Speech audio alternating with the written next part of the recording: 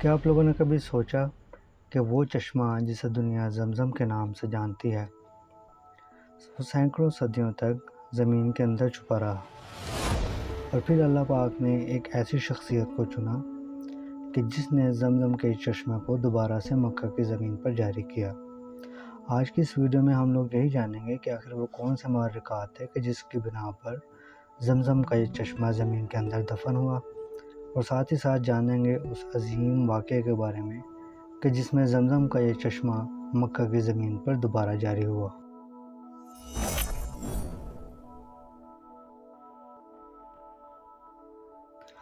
حضرت عبد المطلب کا تعلق قریش کے معزز خاندان بنو ہاشم سے تھا، اور ایک رات آپ خانہ کعبہ کے قریب مقام تجر میں سو رہے تھے کہ آپ نے خواب دیکھا اور ایک کہنے والے نے آواز دی کہ زمزم کو کھودو۔ اب یہ خواب عام نہیں تھا، یہ ایک اشارہ تھا ایک ایسی نعمت کی طرف جو کہ حضرت اسماعیل علیہ السلام کے وقت سے زمین کے اندر دفن ہو چکی تھی۔ جی ہاں، یہ تھا زمزم کا چشمہ جو کہ جرہم قبیلے کے زوال کے بعد سے زمین کے اندر دفن ہو چکا تھا، لیکن اب یہ انسانیت کے لیے دوبارہ سے زمین کے اوپر ظاہر ہونے جا رہا تھا۔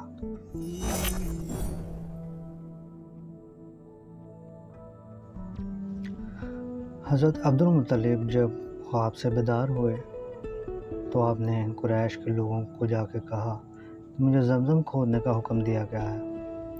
قریش کے لوگوں نے بڑے تعجب سے پوچھا کہ کیا آپ کو یہ بتایا گیا ہے کہ زمزم کہاں پر ہے؟ کیونکہ یہ زمزم جس کی لوگ کہانیاں سنتے تھے سینکڑوں سالوں سے زمین کے اندر دفن تھا، اور کسی کو بھی اس کی جگہ کا پتہ نہیں تھا کہ وہ آخر کہاں پر موجود ہے۔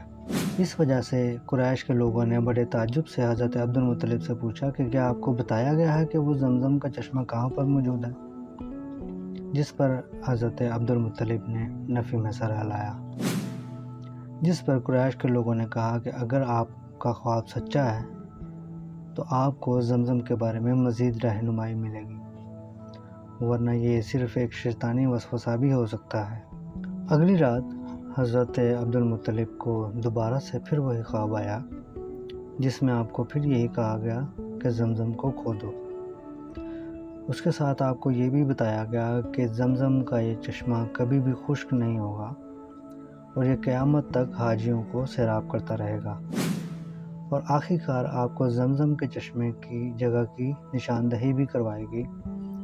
اور زمزم کے چشمے کی نشانی خواب میں آپ کو یہ بتائی گئی کہ ایک چونٹیوں کا بل موجود ہوگا، اور اس بل کے پاس ایک کوا زمین پر چونچ مار رہا ہوگا۔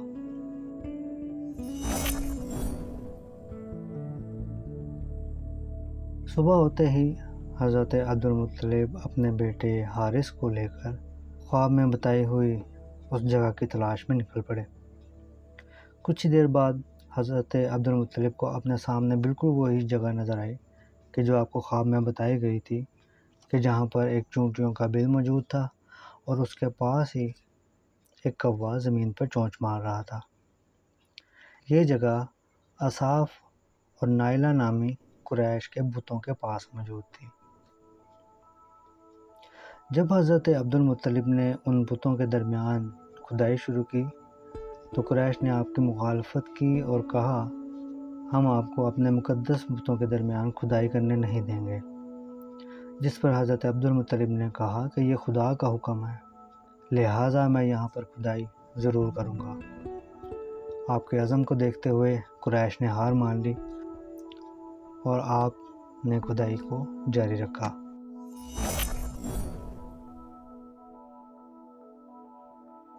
کچھ ہی دیر کھدائی کرنے کے بعد زمین سے پانی کا ایک چشمہ ظاہر ہوا،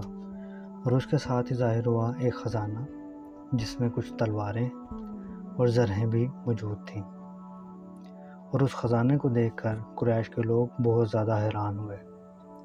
اور حضرت عبد المطلب نے کو کہا کہ کیونکہ یہ کنواں حضرت اسماعیل کی میراث ہے جو کہ ہمارے آباء و اجداد ہیں، لہٰذا اس خزانے پر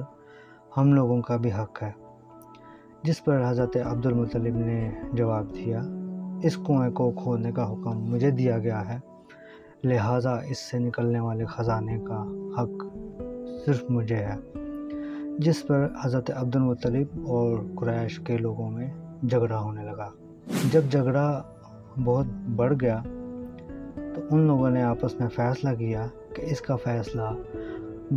بنی سعد بن حزیم کی ایک مشہور کاہنہ سے کروایا جائے۔ یہ کاہنہ ملک شام کے بالائی علاقوں میں رہتی تھی۔ تمام لوگوں نے فیصلہ کیا کہ قریش کے کچھ بڑے سردار شام میں جائیں گے اس کاہنہ کے پاس اور اس سے اس معاملے کا فیصلہ کروائیں گے۔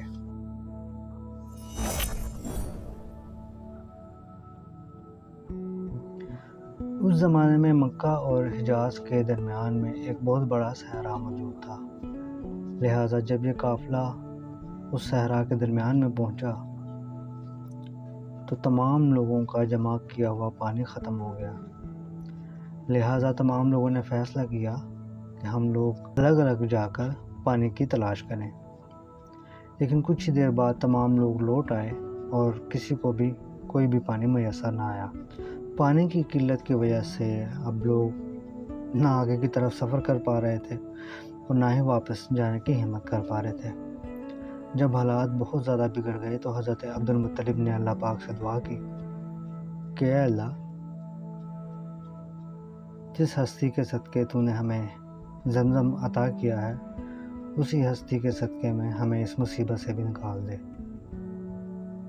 اب یہ دعا کر کے حضرت عبد المطلب جیسے ہی اپنی اونٹنی پر سوار ہوئے تو آپ کی اونٹنی کے نیچے سے ایک چشمہ برآمد ہوا، جس پر حضرت مطلب نے تمام قریش کے لوگوں کو بلایا اور کہا کہ دیکھو اللہ پاک نے ہمیں پانی عطا کیا ہے۔ لہذا تمام قریش کے لوگوں نے اس پانی کے ساتھ اپنی پیاس بجھائی اور ساتھ ہی حضرت عبد المطلب کو کہا کہ بے شک اللہ پاک نے اس بارے میں خود ہی فیصلہ فرما دیا ہے کہ کون زمزم کا اصل حقدار ہے، لہٰذا ہم لوگ اب شام کی کاہنہ کے پاس نہیں جائیں گے، بے شک زمزم کے چشمے پر آپ ہی کا حق ہے۔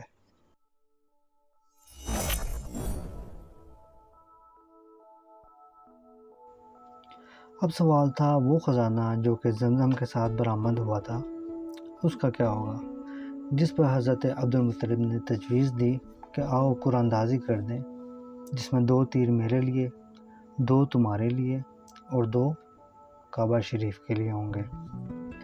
اور اس کے بعد حضرت عبد المطلب نے اللہ پاک سے دعا کے طور پہ یہ اشعار پڑھے، اے اللہ، تو ہی تمام صفات کا بادشاہ ہے اور تو ہی میرا پروردگار ہے جس کے قبضے قدرت میں زندگی اور موت ہے۔ تو بلند و بالا اور مضبوط پہاڑوں کا تھامنے والا ہے، جدید سامان اور قدیم موروثی مال و متاع کا عطا کرنے والا تو ہی ہے۔ اگر تو چاہے تو الہام کر دے کہ یہ زیورات اور لوہے کے اوزار کہاں رکھے جائیں، میں تیرے فیصلے کا پابند ہوں، پس تو آج اپنے ارادے کو احکام کے صادر فرمانے والے بالوضاحت ظاہر فرما دے، اپنا فیصلہ صادر فرما دے، میں اس سے روگردانی نہیں کروں گا۔ تیر انداز نے جب تیر ڈالے تو اس میں سے 2 تیر ہرن کے لیے کعبہ شریف کے نام کے نکلے، جبکہ تلواریں اور زرہیں جو تھیں وہ حضرت عبد المطلب کے نام آئیں اور قریش کے حصے میں کچھ بھی نہ آیا۔ حضرت عبد المطلب نے یہ دونوں ہرن کعبہ شریف میں نصب کر دیے۔ یہ وہ پہلا موقع تھا کہ جب کعبہ شریف کو سونے کے ساتھ زینت دی گئی اور حضرت عبد المطلب کے نام پہ نکلی ہوئی تلواریں اور زرہیں حضرت عبد المطلب نے اپنے پاس رکھ لیں اور قریش مکہ کے ہاتھ کچھ بھی نہ آیا۔